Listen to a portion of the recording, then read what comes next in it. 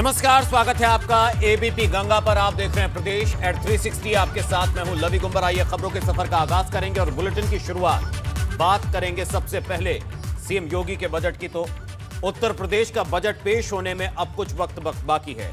22 फरवरी को वित्त मंत्री सुरेश खन्ना यूपी का पहला पेपरलेस बजट पेश करेंगे। योगी सरकार के इस कार्यकाल का यह आखिरी पूर्ण बजट होगा, इसलिए लोगों को इस बजट से काफी उम्मीदें हैं। लेकिन कैसा होगा बजट और क्या है विपक्ष का स्टैंड, आइए दिखाते हैं आपको खास रिपोर्ट।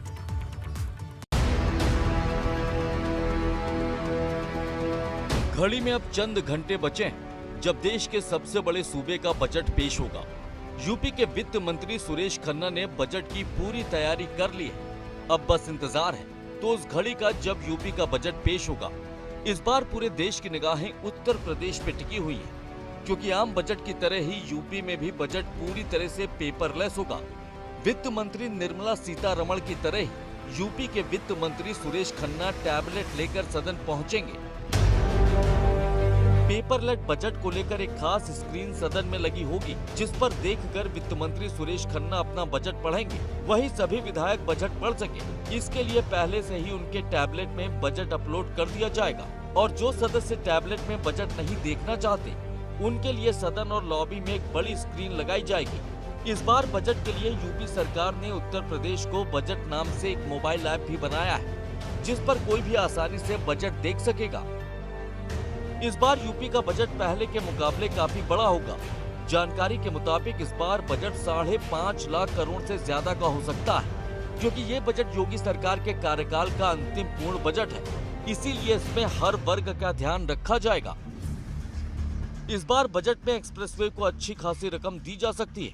मौजूदा वक्त में 5 एक्सप्रेसवे बन रहे हैं और ये मुख्यमंत्री योगी आदित्यनाथ के ड्रीम प्रोजेक्ट्स में शामिल है। वहीं इसके अलावा यूपी में बनने वाली फिल्म सिटी और जेवर एयरपोर्ट के लिए भी बड़ी रकम दी जा सकती है। साथ ही अयोध्या समेत धार्मिक नगरों के विकास पर भी बड़ा फोकस रह सकता है। वहीं कोरोना की महामारी में जिस तरीके से योगी सरकार ने युद्ध स्तर पर काम किया, उसकी झलक इस बार बजट में देखने को मिल सकती है। जानकारी के मुताबिक योगी सरकार इस बार स्वास्थ्य सेवाओं के लिए अपना खजाना खोल सकती है और पहले के मुकाबले ज्यादा फंड जारी कर सकती है। वहीं चुनावी साल को देखते हुए सरकार का युवाओं पर भी खास फोकस हो सकता है।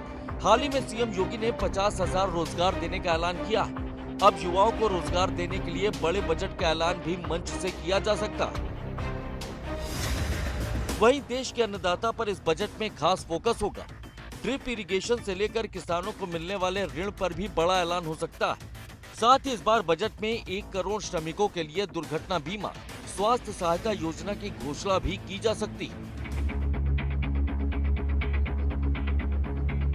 वहीं काशी के कुटीर उद्योग को भी इस बार बजट से काफी उम्मीदें हैं। फिर चाहे वो लकड़ी के खिलौनों का उद्योग हो या फिर बनारसी साड़ी का उद्योग, सभी इस बजट से आस लगाए बैठे हैं। यही चाहेंगे भी और उम्मीद भी करते हैं कि बुनकरों को लेके यूपी सरकार अच्छा बजट लाएगी और अच्छा उसे लाना भी चाहिए।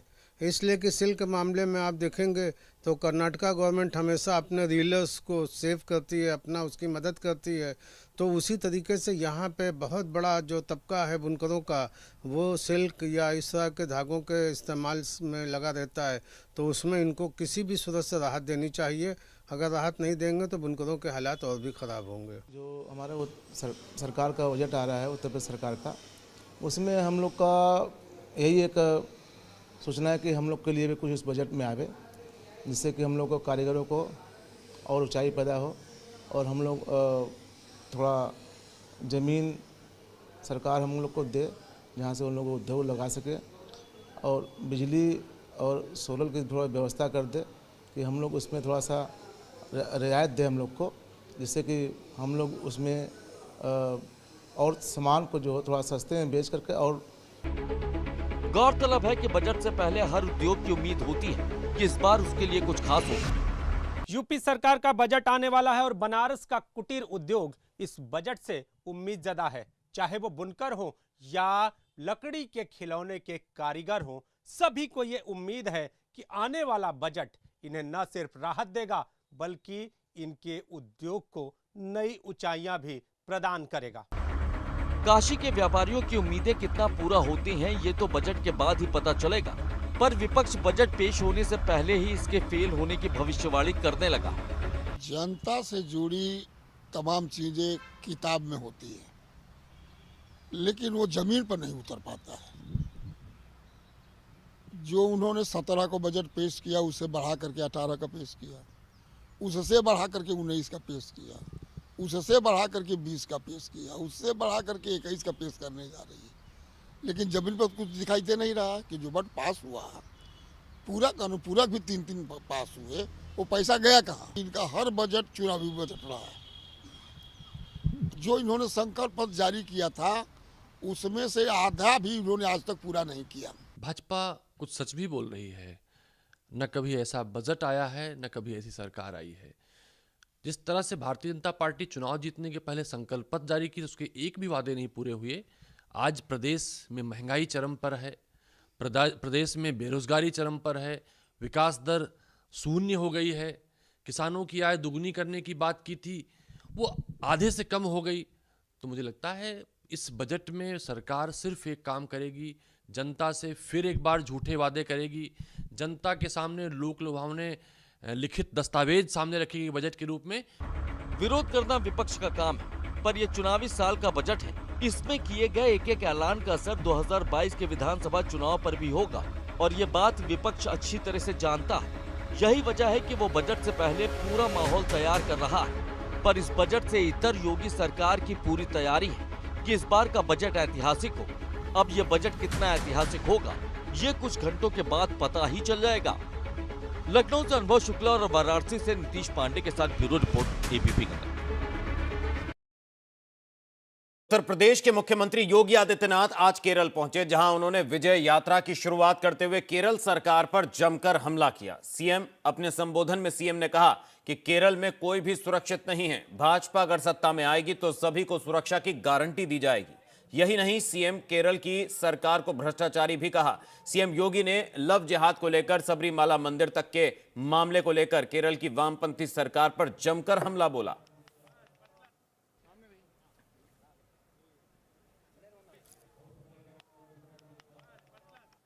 भाइयों बहनों, केरल के अंदर चाहे एलडीएफ रहा हो या यूडीएफ, ये दोनों भ्रष्टाचार की प्रतीक रहे हैं।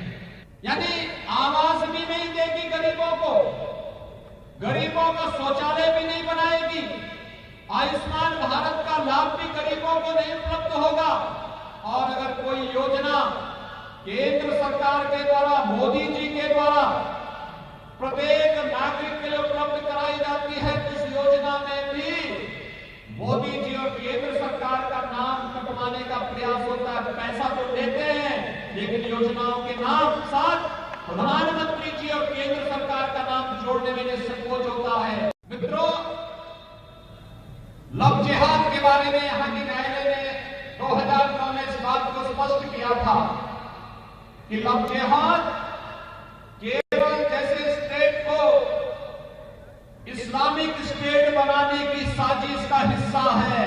और सबके बावजूद यहां की सरकार सोई हुई है, उसे चिंता नहीं है न सुरक्षा की और न ही इसकी आड़ में केरल के खिलाफ और देश के खिलाफ की जा रही साजिश के बारे में कोई प्रभावी कार्रवाई नहीं हो पा रही है। तो बीजेपी का चुनाव केरल में सीएम योगी आदित्यनाथ ने किया। उधर बड़ी खबर जौनपुर से आ रही है, जहां लोगों ने बाइक चोर की पिटाई कर दी। पुलिस ने बाइक चोर की जान बचाई, उस युवक को भीड़ के चंगुल से छुड़ाया। गौरा बादशाहपुर के उमरी तारा गांव की यह घटना है और काफी देर तक आरोपी को लोग पीटते रहे, जिसके बाद मौके पर पहुंची पुलिस ने आरोपी चोर को लोगों की भीड़ से निकाला। तो लोगों ने इस बाइक चोर को रंगे हाथ पकड़ लिया, जिसके बाद काफी देर तक उसकी पिटाई करते रहे। उधर संभल में दबंगों के बीच मारपीट का एक वीडियो वायरल हो रहा है। नाले में जमकर मारपीट की तस्वीरें सामने आ रही हैं, जहां ग्राम प्रधान की दावेदारी को लेकर बवाल हो गया और पुलिस वायरल वीडियो की जांच में अब जुट गई है। तो तस्वीरें संभल से सामने आई, जहां नाले में खींचकर दबंग एक दूसरे को जमकर पीट रहे हैं। इधर एटा के अलीगंज में एक मामले को लेकर बीजेपी नेता और पूर्व मंत्री अवधपाल सिंह यादव और इंस्पेक्टर कोतवाली अलीगंज पंकज मिश्रा के बीच जमकर नोकझोंक हो गई। दरअसल किसी मामले को लेकर अलीगंज के पूर्व विधायक रामेश्वर सिंह यादव और अलीगंज के पूर्व विधायक और उत्तर प्रदेश के पूर्व कैबिनेट मंत्री अवधपाल सिंह यादव अलीगंज कोतवाली पहुंचे थे। इस बीच इंस्पेक्टर कोतवाली अलीगंज पंकज मिश्रा ने बीजेपी नेता अवधपाल सिंह के पक्ष के लोगों से कोतवाली के बाहर चले जाने को कहा। इसी बात को लेकर अवधपाल सिंह यादव और कोतवाली इंस्पेक्टर पंकज मिश्रा के बीच जमकर नोकझोंक हो गई। इस दौरान दोनों पक्षों के सैकड़ों कार्यकर्ता कोतवाली परिसर में मौजूद थे। बड़ी मुश्किल से दोनों पक्षों को शांत कराया गया। वहीं बागपत के सिंघावली अहीर थाना क्षेत्र के बिचौलपुरा गांव में बच्ची का शव पोस्टमार्टम के बाद जैसे ही उसके शव घर पहुंचा तो परिवार के लोगों ने परिवार के एक सदस्य को सरकारी नौकरी, 10 लाख रुपए की आर्थिक मदद और आरोपियों के खिलाफ कड़ी कार्रवाई करने की शर्त रख दी। उसके बाद ही शव को अंतिम संस्कार करने पर अड़ गए। पुलिस प्रशासन के अधिकारियों के अलावा बागपत विधायक भी पीड़ित परिवार के घर पहुंचे, लेकिन शर्त पूरी होने के बाद ही वो अंतिम संस्कार पर अड़े रहे। इस दौरान बच्ची के पिता ने बिजली का तार पकड़कर आत्महत्या का प्रयास भी किया, जिस पर हंगामा खड़ा हो गया।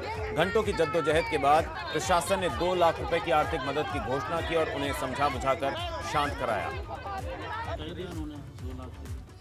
महाराजगंज जिले की लगभग 84 किलोमीटर सीमा नेपाल से सटी है और पड़ोसी मुल्क नेपाल में पेट्रोल भारत से सस्ता बिक रहा है। 1 या 2 रुपए नहीं बल्कि करीब 22 रुपए का अंतर है। 22 रुपए प्रति लीटर का अंतर है। यही वजह है कि सीमावर्ती इलाकों के लोगों ने पड़ोसी देश से पेट्रोल लाने का काम शुरू कर दिया है। आलम यह है कि नेपाल बॉर्डर से सटे भारतीय पेट्रोल पंपों के लगभग 60% ग्राहक अब घट गए हैं और नेपाल जाने वाली मालवाहक ट्रकें अपनी गाड़ियों के केवल नेपाल पहुंचने तक का ईंधन रख रहे हैं और आते वक्त गाड़ियों के टैंक नेपाल में फुल करने के बाद ही भारत में प्रवेश कर रहे हैं। वहीं बलरामपुर में किसानों की लगभग सैकड़ों बीघा जमीन जेसीबी चलाकर उनसे छीन ली गई। दरअसल बलरामपुर के थाना गौरा क्षेत्र का यह मामला है, जहां ग्राम सभा नौबस्ता, रजापुर, मुंडिया जैसे कई गांव का है, जिसके आसपास राप्ती नदी बह रही है। लेकिन राप्ती नदी के बहाव को सीधा करने के लिए बाढ़खंड अधिकारी ने बिना ग्रामीणों को सूचित किए मुआयना किए और बिना ग्रामीणों को उनके खेतों और फसलों का मुआवजा दिए वहां जेसीबी चलवा दी और ग्रामीणों के विरोध करने पर काम 3 से 4 दिन तक रुकवा दिया गया। लेकिन बाद में बाढ़खंड अधिकारी फिर से काम शुरू करने के लिए पहुंच गए। इधर पूरे मामले में डीएम ने आश्वासन दिया है और जांच की बात कही है। वहीं अमरोहा के थाना हसनपुर पुलिस ने गन्ने के खेत में चल रहे अवैध शस्त्र फैक्ट्री का भंडाफोड़ किया है। हसनपुर पुलिस ने 2 युवकों के पास से 2 बंदूक सहित 2 दर्जन से ज्यादा अधबने हथियारों के साथ उन्हें गिरफ्तार किया, जबकि तीसरा साथी पुलिस को चकमा देकर फरार हो गया, जिसका खुलासा अपर पुलिस अधीक्षक ने किया है। और अब खबर हापुड़ के थाना गढ़मुक्तेश्वर से, जहां पुलिस और जनपदीय टीम के बीच बड़ी सफलता होने लगी, क्योंकि पुलिस ने एक कोरियर कंपनी के करोड़ों के सामान की लूट का प्रयास करने वाले गैंग के 7 सदस्यों को गिरफ्तार कर लिया। गढ़मुक्तेश्वर पुलिस ने घटना का सफल अनावरण किया। घटना का अनावरण करते हुए 7 अभियुक्तों को गिरफ्तार कर लिया गया। घटना में शामिल एक्सयूवी कार भी इन बदमाशों से बरामद कर ली गई है। बदमाशों के खिलाफ तमाम धाराओं के तहत मुकदमा दर्ज कर कार्रवाई की जा रही है। मेरठ के मेहरौली स्थित बीके कबड्डी एकेडमी में 47वीं कबड्डी स्टेट चैंपियनशिप का फाइनल खेला गया, जहां स्टार वॉरियर्स की टीम ने जीत दर्ज की, जिसके बाद वहां मौजूद खिलाड़ियों से लेकर तमाम लोगों ने इस एकेडमी की खासियत का जिक्र किया। देखिए ये रिपोर्ट।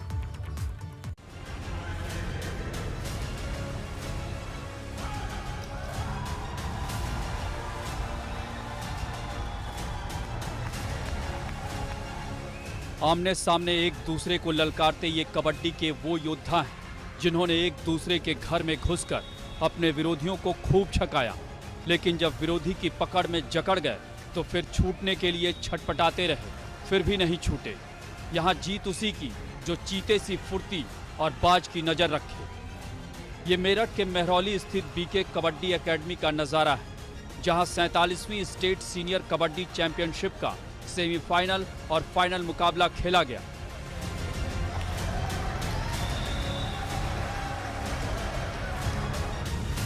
प्रो कबड्डी लीग की टीम यूपी योद्धा और स्टार वॉरियर्स के बीच रोमांचक मुकाबले में स्टार वॉरियर्स की टीम ने जीत दर्ज की। इस दौरान बेहतर प्रदर्शन करने वाले नितिन तोमर ने बताया कि बीके कबड्डी अकादमी में जिस तरह की सुविधाएं हैं, उससे गांव देहात के युवाओं को आगे बढ़ने का मौका मिलेगा। खिलाड़ी को फैसिलिटी चाहिए, ग्राउंड और नेट ग्राउंड है, जिम है, डाइट है, फिजियो है और कोचेज वगैरह सब सुविधा इधर है। वहीं कबड्डी की नेशनल टीम के कैप्टन दीपक हुड्डा की माने तो इस तरह की अकादमी होने से कबड्डी के खिलाड़ियों को बेहतर सुविधाएं मिलेंगी।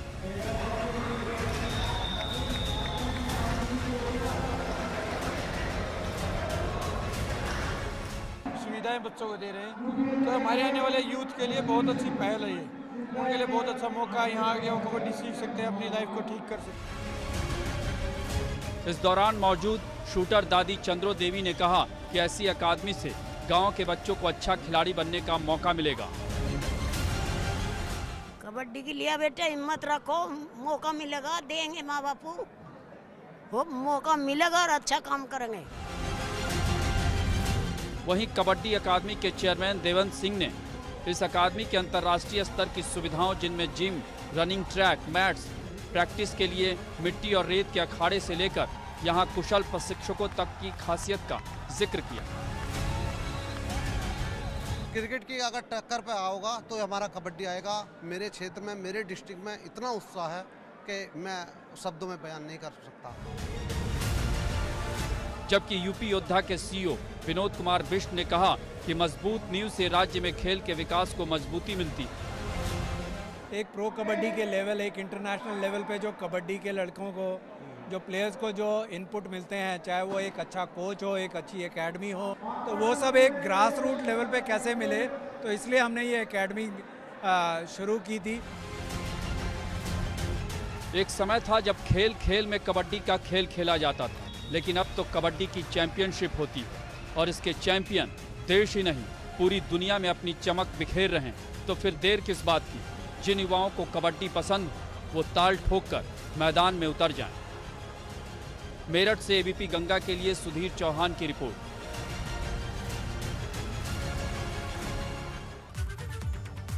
वहीं उत्तराखंड के सीएम त्रिवेंद्र सिंह रावत दिल्ली पहुंच गए हैं। सीएम त्रिवेंद्र रावत ने उत्तराखंड सदन में हिमानी इंपोरियम का उद्घाटन किया। हिमानी इंपोरियम में उत्तराखंड राज्य की विशेष वस्तुओं को लोग दिल्ली में खरीद सकेंगे। कल सीएम त्रिवेंद्र सिंह रावत गृह मंत्री अमित शाह से और केंद्रीय मंत्री नितिन गडकरी से भी मुलाकात करेंगे। इस दौरान सीएम त्रिवेंद्र रावत राज्य के विकास और चमोली में आई आपदा को लेकर भी बातचीत करेंगे। सीएम रावत ने पीएम मोदी से मिलने का भी समय मांगा है। हालांकि कल पीएम मोदी की बंगाल में एक रैली है। बंगाल से लौटने के बाद पीएम मोदी से मुलाकात का निर्धारित होगा।